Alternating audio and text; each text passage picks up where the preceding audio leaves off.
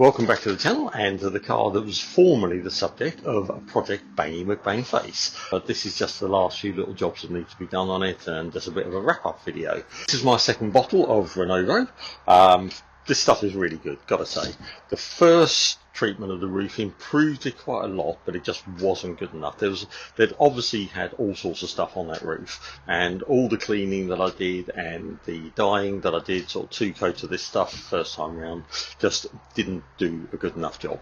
I think you can see how good this is looking, and I really hope it looks as good on camera as it does in real life. I'm personally absolutely gobsmacked how well this came up. What I've also done, and it's the first time I've ever done this, was use clay bar, and it's made a massive difference. The paint's gone from being really rough to really smooth. It's looking very good. Just got to decide what polish to put on it, and then that'll be the most of the body work done. Well, it's actually been a little while since I've managed to come out here. I think it's been a good 6 weeks or so. What I'm planning to do is get the 160 up on axle stands, and I'm going to have a look at that welding on the sill. There's a patch on the left hand sill towards the back. It's not, I think it's effective, but I don't think it's neat and doesn't look particularly good. I want to get decent money for this car, so I want to make it as good as possible for the next owner. Gives me a chance to just check the sills out as well, make sure there's no other crusty bits, any other potential holes, anything like that. Basically just do any patching that's required, and then a bit of paint over the sills, get them looking good, and basically get them looking as good as the rest of the car.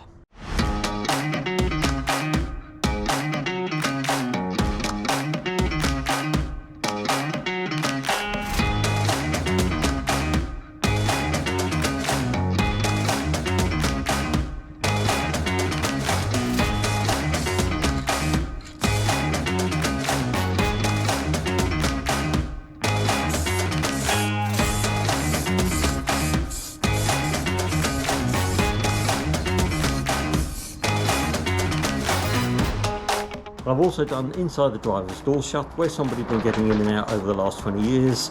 It wasn't particularly tidy. There was lots of chips in the paintwork where it got knocked and what have you. So just got that sorted, looking much better.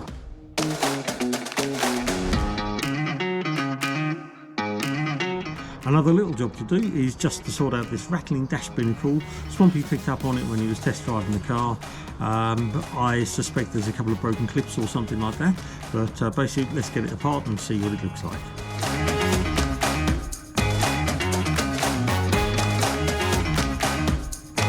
Possibly not the most elegant fix I've ever done, but what I've done is I managed to find some sacrificial plastic parts in the garage. I've cut out these right angles, bonded some trim pins to each of these right angles. They're also held in place with a metal clip that I also had to modify, and then basically the whole lot is all held together with epoxy resin, a little bit of black paint over it, and these pins will just go straight through those holes where the screws were, and it will hold it in place and stop it bouncing about. Well, you look at that, absolutely perfect.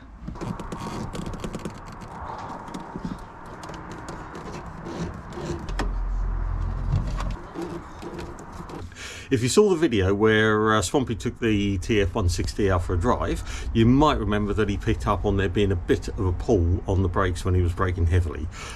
He's obviously far heavier on the old right foot than I am, because I hadn't even found that. But what I'm going to do is just have the calipers off and just check everything over, just grease the pins and all of that, put it back together, and hopefully that will be all it needs. Hopefully it's nothing more than that. It's the middle of February now, and as you can see outside, it's a perfect day for top-down motoring. Not.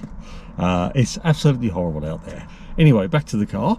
You might well have seen from the TF160 brake refurb video that after I put everything back together, I took the car for a drive down the road, and one of the brake pipes burst on me.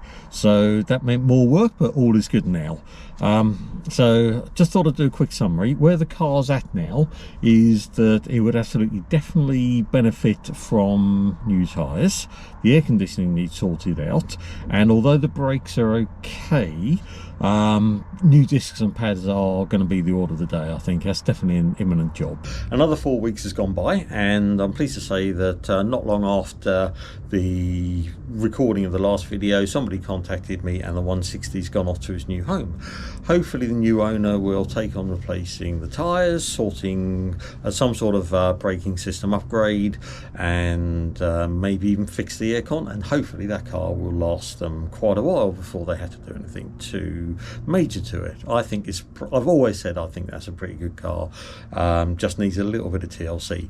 So talking to TLC, the next thing to get done would have been my 135 that, to be honest, has hardly been used for the last 18 months and still hasn't had the shocks and poly bushes fitted on the front end. So I was going to drop out the front subframe, refurbish it and do everything that's required on there. As always, something else has got in the way of the plans, and I've got a problem with the KN. So that's going to be my next video. So hopefully I will get the KN sorted, hopefully be able to release another video fairly soon. And just want to say thank you very much for watching. Please like and subscribe, it would help the channel out no end. And see you soon. Cheers, bye.